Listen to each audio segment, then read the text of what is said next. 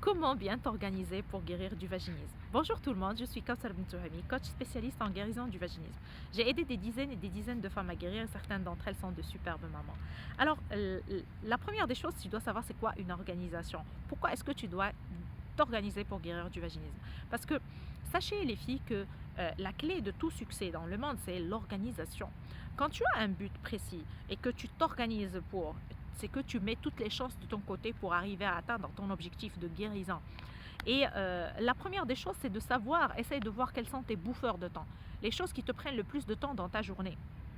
Surtout si ce ne sont pas des choses essentielles et élémentaires. Si tu es du genre qui t'allonge toute ta journée en train de voir monts et merveilles et toi tu es à ta place, essaye de voir c'est quoi exactement, quelles sont ces choses-là qui te prennent beaucoup de temps. Essaye bien sûr aussi de t'organiser à l'avance. Consacre de temps à ta guérison. Il faut consacrer du temps à ta guérison. Que tu sois étudiant, que tu sois salarié, que tu sois dans n'importe quel domaine, planifie à l'avance. Essaye de voir. Ta guérison, c'est comme on a dit, c'est une priorité. Et la priorité à la guérison. Donc la priorité, elle est vraiment très importante de se donner du temps, parce que le plus tu te donnes du temps, le plus tu te planifies à l'avance, c'est que tu mets toutes les chances de ton côté pour aller et vraiment atteindre l'objectif que tu mérites, à savoir l'objectif de la guérison.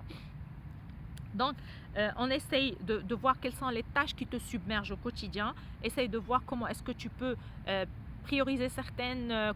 Il y a un écrivain très connu qui dit mangez vos plus gros crapauds. Tu commences par les tâches les plus difficiles dans ta journée, mais consacre du temps à ta guérison. Dans ta journée, tu planifies, tu poses à l'avance les choses que tu dois faire pour ta guérison. Tu peux aussi utiliser To-Do List, la liste des choses que tu dois faire. Tu peux préparer ça à l'avance le soir avant de dormir. Par exemple, tu te dis combien de temps est-ce que je vais consacrer à mes dilatateurs si tu utilises les dilatateurs. Combien de temps est-ce que tu peux leur consacrer? Par exemple, on va dire 30 minutes pour voir aussi des vidéos, écouter des podcasts pour la guérison qui sont motivants pour ta guérison.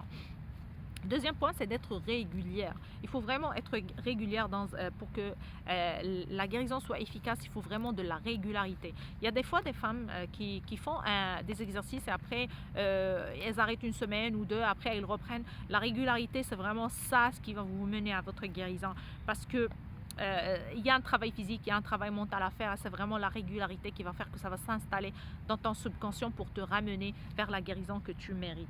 Je vous donne un exemple. Par exemple, aujourd'hui, je vais utiliser les dilatateurs, par exemple, le matin 30 minutes, écouter une vidéo, faire des affirmations positives, regarder une vidéo ou un podcast, quelque chose qui va te mener, mais ça va être quotidiennement, vraiment quotidiennement. Le troisième point, c'est de voir ton processus de guérison comme un rendez-vous bien-être avec toi-même. C'est comme si tu prends du plaisir à le faire parce qu'au final, la guérison, elle va te mener vers un plaisir, vers le plaisir de sentir la sexualité, vivre la sexualité que tu mérites. Durant ton processus de guérison, tu vas vraiment te découvrir, connaître tes points forts, découvrir plein de choses, apprendre à te connaître, à connaître ton corps. Euh, Vraiment plein de choses qui vont être super bien. Et ça va être une vraie transformation pour toi. Tu vas avoir des enseignements positifs, tu vas avoir des clés pour vivre bien dans ta vie de tous les jours. Et plus tu vas venir à bout de cette problématique, tu vas te dire mais tu es forte, tu es une guerrière, tu es une battante, tu mérites ce qu'il y a de mieux sur cette terre. Les filles, le vaginisme se guérit très bien. C'est une question d'organisation aussi.